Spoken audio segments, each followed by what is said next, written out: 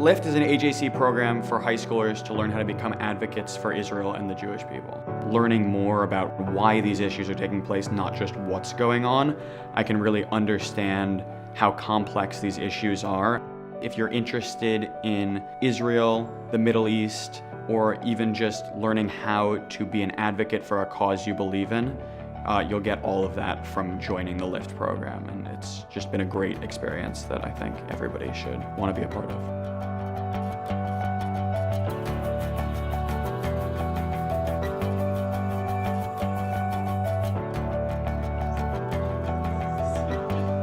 Good, okay, who's starting? Hi, my name is Ryan Berger. Thank you so much for having us here. We're really appreciative. So we're all alums of American Jewish Committee's Leaders for Tomorrow program, or LIFT. And AJC has really taught us to be advocates for Israel. And we are all going off to college campuses next year, and we're really excited to have this opportunity to meet with you to get a little bit more of your perspective and insight on what you think of what's going on in America and the world related to Israel.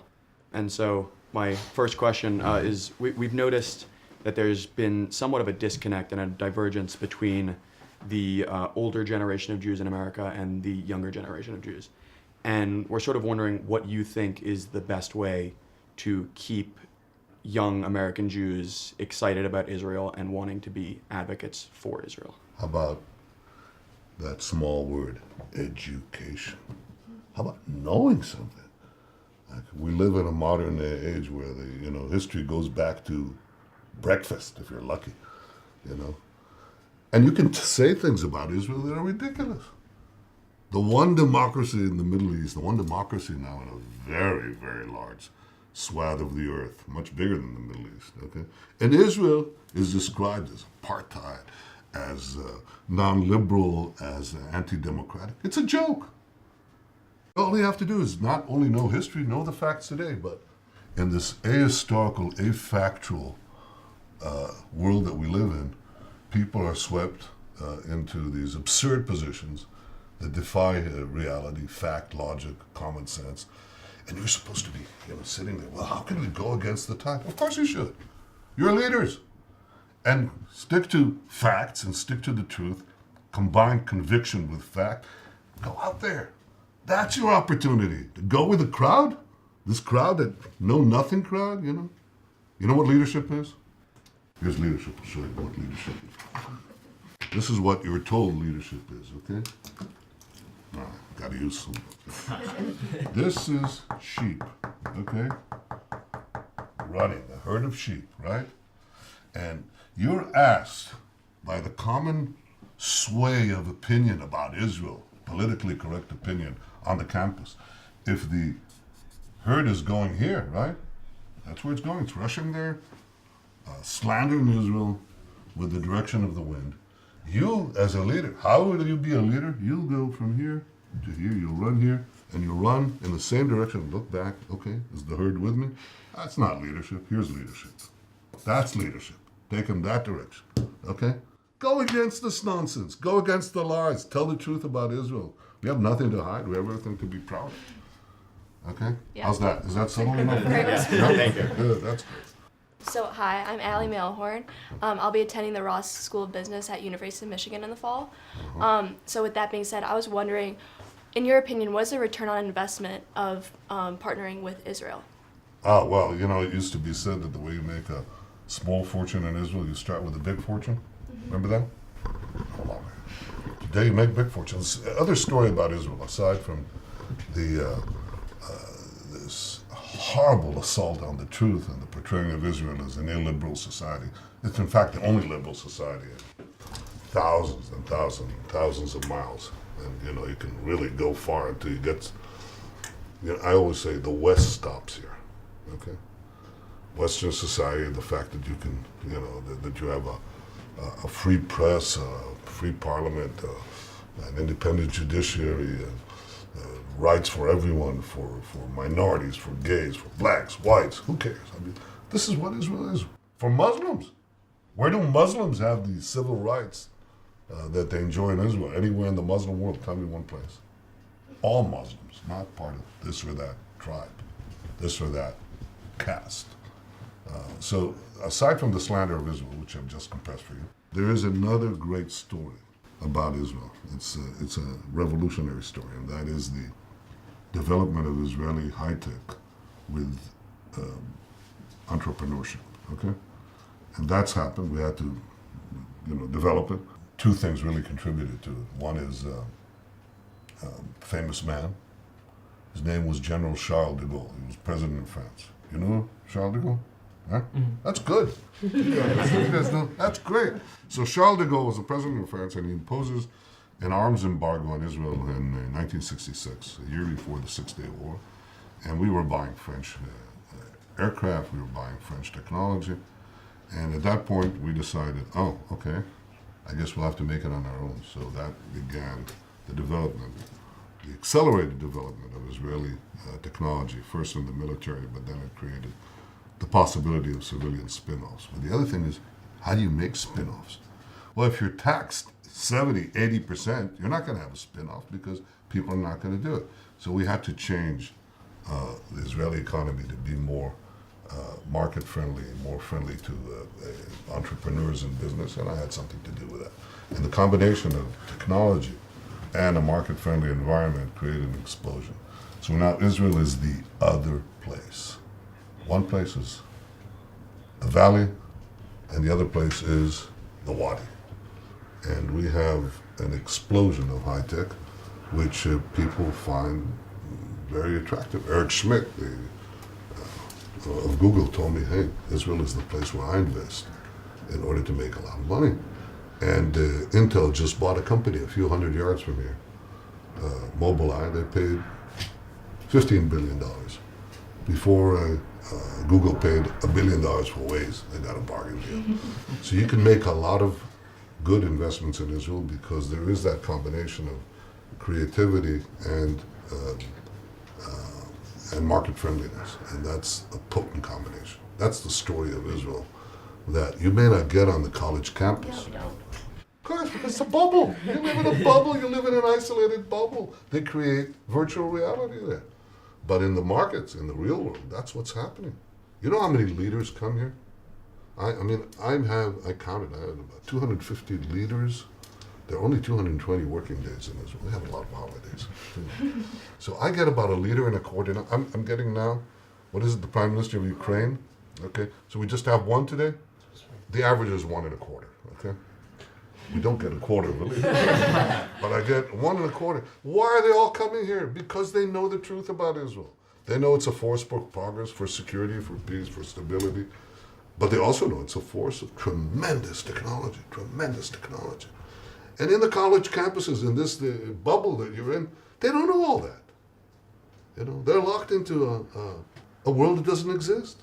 It exists in the minds of these so-called progressives, the guys who support Hamas,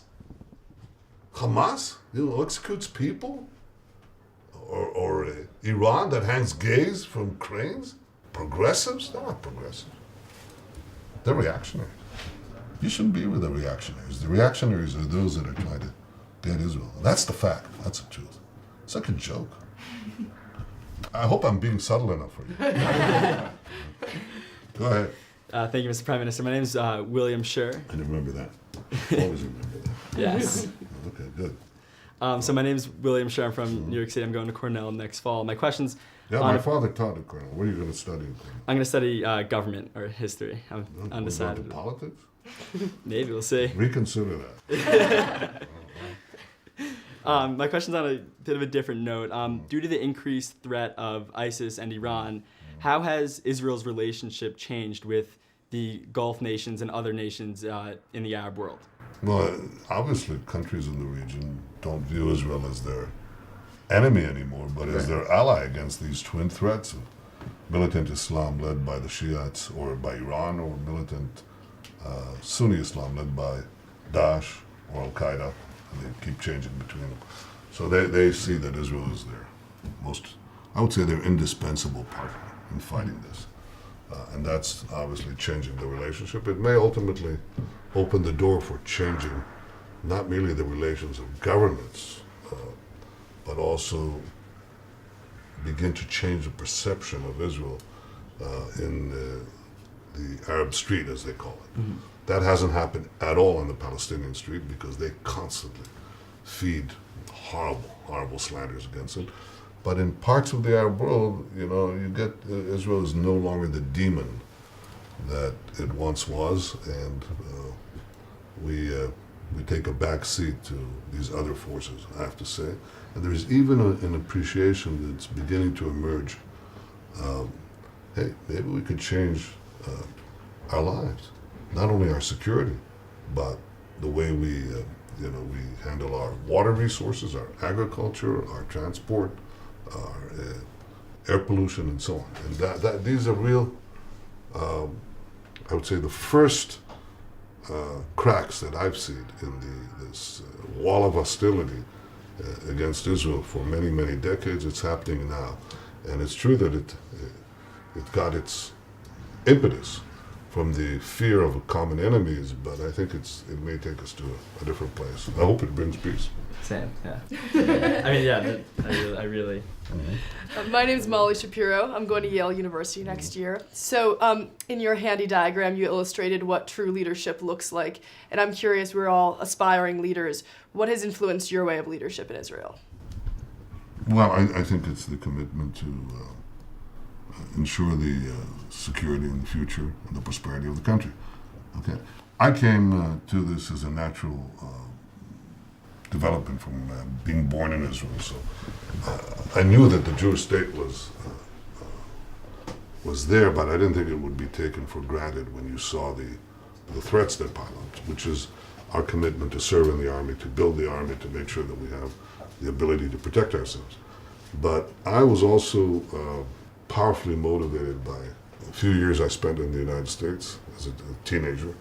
My belief in the idea that you have to open a marketplace, you have to work on meritocracy, which were ideas that were very strongly ingrained in me by my upbringing, but also in my years in the United States. And I thought that that's what Israel's potential, which is immense, would be unleashed once you debureaucratize it, allowed more freedom. Not unlimited freedom, there's no such thing.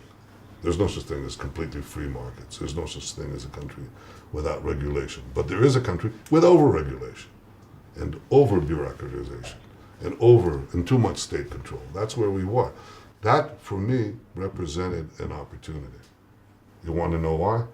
Here's the next diagram. You want to see it? Yes. Okay, here's the diagram. This is very complex economic idea. Okay, this is a boot.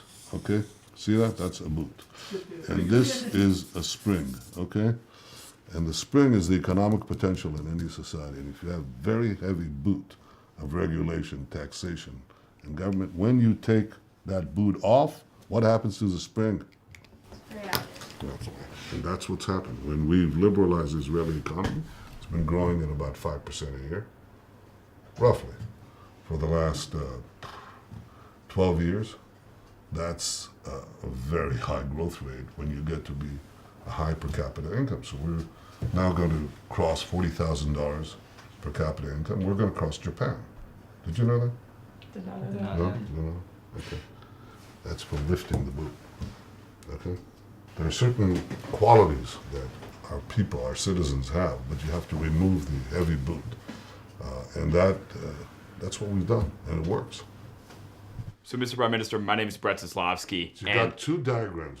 Yeah, thank you.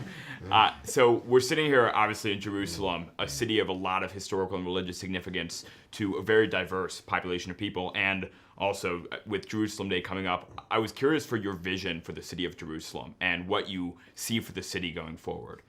It's been a vision of, millennia. I mean, 3,000 years ago, a little less, the greatest words in the history of humanity were said here by prophets who saw visions of universal peace or universal justice. But it was also a particular city. It was the city in which our identity and our faith in many ways were forged, and has guided our dreams for centuries. We're the only people who viewed Jerusalem as their capital. No other people did that. And given that that's about 3,000 years since King David established the capital, not very far from here, about a kilometer and a half from here, you know, it resonates with us, and it both connects us to our roots and gives us our hope for the future. And it's only under Israel, only in the last 50 years since Israel became the sovereign power over the religious sites, that all three faiths have had unimpeded access to their holy sites and given unfettered ability to practice their faith. So there's no contradiction between Israeli sovereignty in Jerusalem and religious freedom. There is, in fact, an absolute dependence on that. Because if Israel were not here, who knows what would happen to the shrines here? It's like what happened in Palmyra, what happens to mosques, synagogues, churches that are destroyed by the forces of fanaticism. It's because Israel is this modern, democratic, liberal state committed to progress, committed to pluralism, that religious freedom is enshrined and protected in Jerusalem and everywhere else in the state of Israel. Israel is the only place where Christians thrive in the Middle East. Everywhere else, they are shriveled or are threatened. Bethlehem, 20 years ago, under Israel, had 80% Christians, 20% Muslims. 20 years later, under the Palestinian Authority, what happened? No response. Reverse, yeah. I switched. Neat reverse. Okay? That tells you something. That hasn't happened in Israel, and won't ever. I think we just want to say thank you on behalf of AJC. Thank you for your time and your generosity of insight, and I think we'll remember this for many days to come. So are you going to be leaders, or are you going to say, well, how do I, saying these awful things? Be leaders. Stand up there. Stand up for the truth. Stand up for Israel. Be proud.